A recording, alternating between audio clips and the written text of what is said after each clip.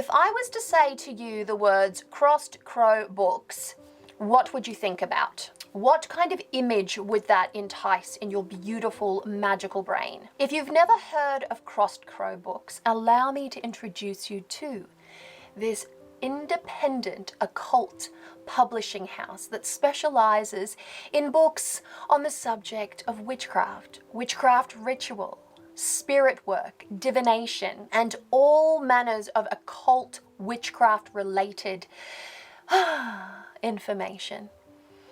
They had me at Crossed Crow Books, really, at the end of the day.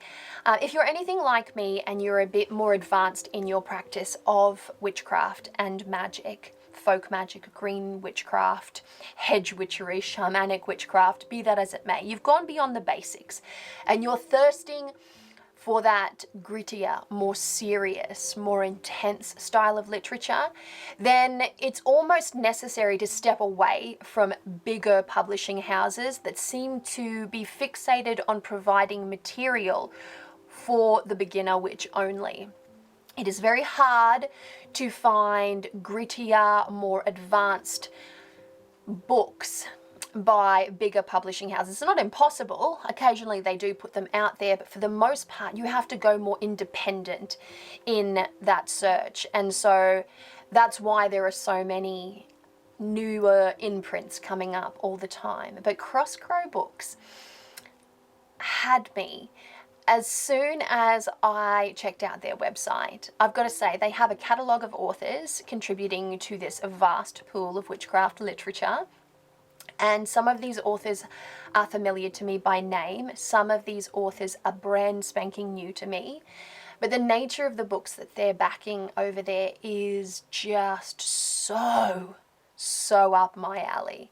So I'm going to show you the little package that they have sent out to me, and I am very delighted by this because, and you will see, we have here this one right here. Look at this gorgeous book. First of all, can we just look at the cover? Just look at the cover art. It is gorgeous. It is Travel Through Middle Earth. I'm so into Tolkien. That's the first thing that I saw. I'm like, Middle Earth, oh my gosh. The Path of the Saxon Pagan by Ulrich Albertson, forwarded by Christopher Penczak. Okay, and then over here we have something extra tasty, and this is Witchcraft and the Shamanic Journey. So tasty. And this one here is by Kenneth Johnson with contributions by Robin Aritsen and Nicolas de Matos Frisvold. Wow, I'm so sorry to butcher your name. Now, I'm going to take you through the blurbs of these. I'm going to show you the backs, I'm going to show you the internals. But one thing that I'm very, very excited about is these books are short and sweet. And I love a book that is short and sweet on the subject of magic because I like things to get straight to the point.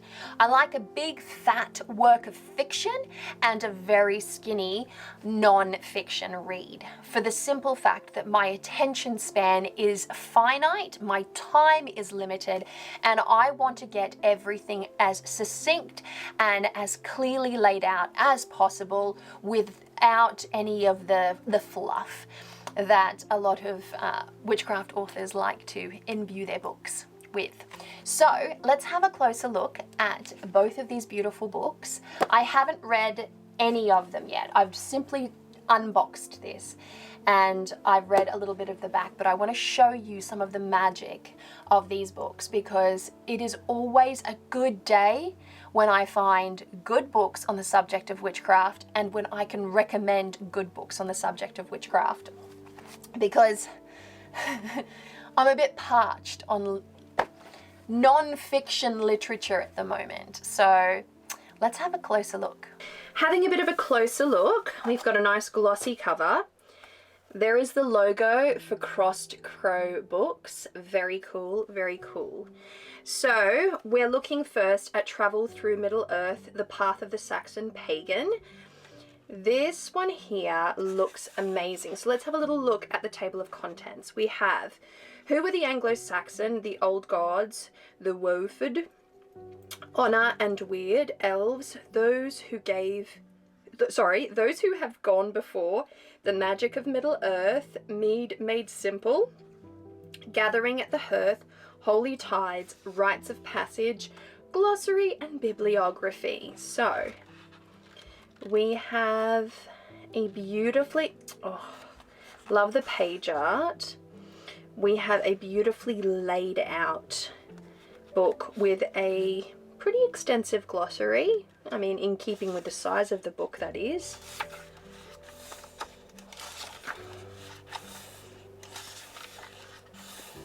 There we go, still glossary. There you go. And then we have a sweet little bibliography, which if you're a book nerd like me, you like to have a look at. So, Bates and Bryan, The Real Middle-earth, Beowulf, the Norse myths, God of Myths. Interesting, interesting. John Matthews, Robin Hood, Green Lord of Wildwood. Some really good books there. Some very, very good books. English folklore. Rites of passage. So all in all, this looks like a really juicy, kind of a meaty book. Really suited to those that are very interested in Saxon paganism. Maybe a little Norse paganism.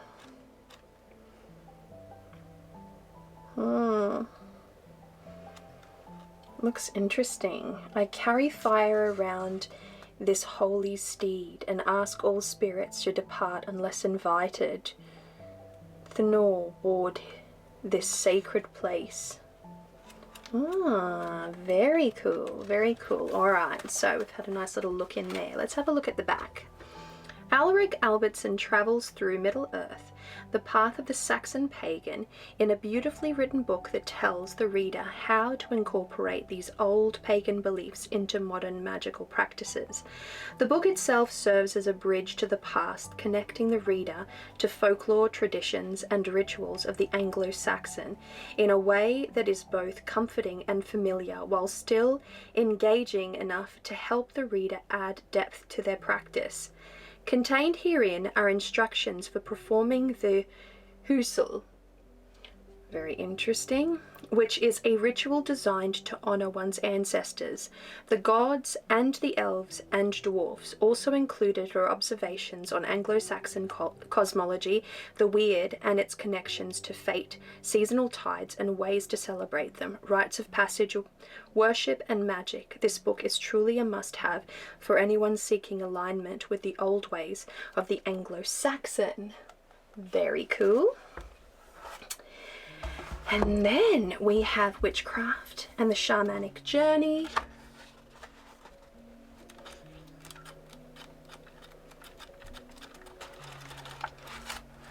I'm going to have a closer look here. Breathing new life into old traditions, dig deep into the past to enrich your magical practice. All right. Kenneth Johnson is not someone that's known to me, but Robin Arretson is. Okay, so we have the contents. Part 1, the other worlds, the shamanic, or the shaman's cosmos, rites of initiation, the old bone goddess, love the sound of that. Totem animals, 5, traveling in spirit, which is always fun. Otherworld geography, master of animals, king of the dead. Ghost dances, the origins of the Sabbath, hunting for souls in a country of ghosts. That sounds amazing.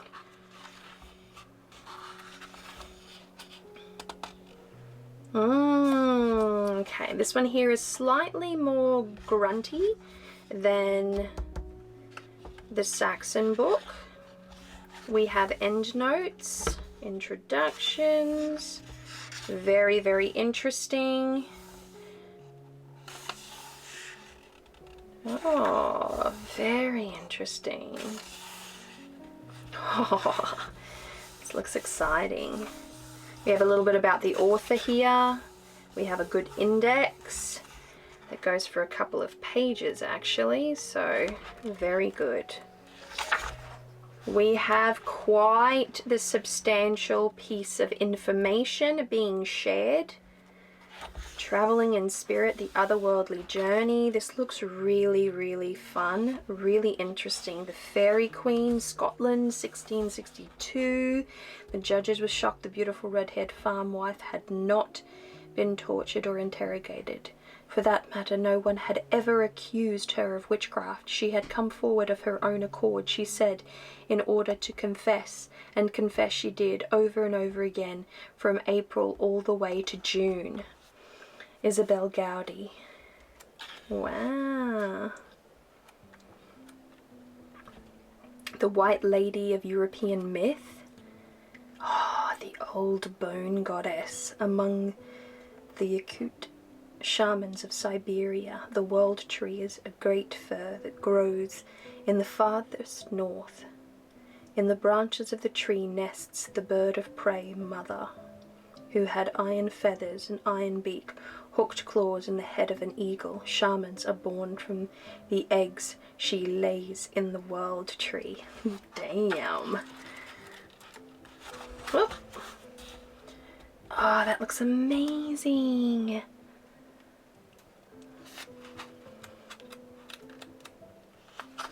Where's the cosmology? Yggdrasil.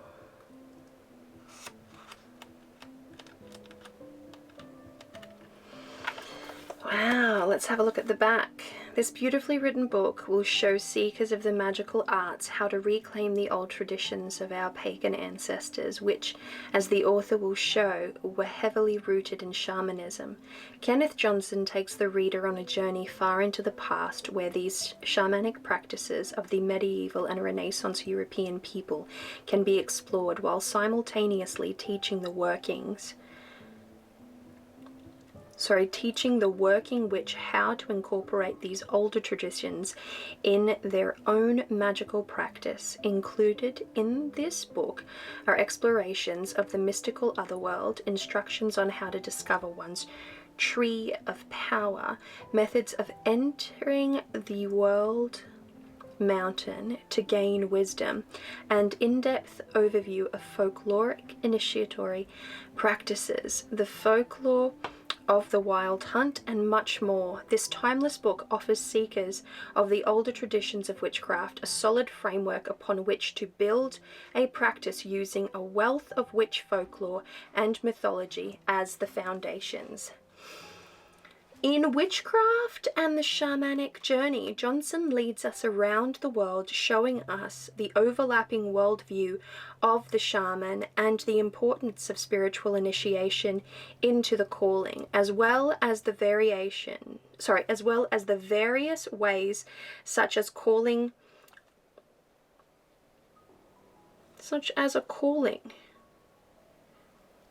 Did I lose my space? As well as the various ways such a calling presents itself in different cultures and religious beliefs. While remaining respectful to each, Johnson leads us through a cavern of self-discovery, bringing the modern-day reader to an utmost important task, caring for the world and those who inhabit it, whether living or dead. Amazing. I'm pumped. So there we have it, Witchcraft and the Shamanic Journey, Travel Through Middle-earth, 2 beautiful books by Crossed Crow Books. So what did you think, beautiful souls? Crossed Crow Books. Check them out, see if there's something there for you, because quite frankly, they are brand new to me. You might have already heard of them. I certainly did not know of them at all. So I'm delighted and therefore excited to share them with you. Let me know what you think of their catalogue of books. They have a very user-friendly website. I have been on it many times now, and I've got to say, I love the vibe. I love the aesthetic.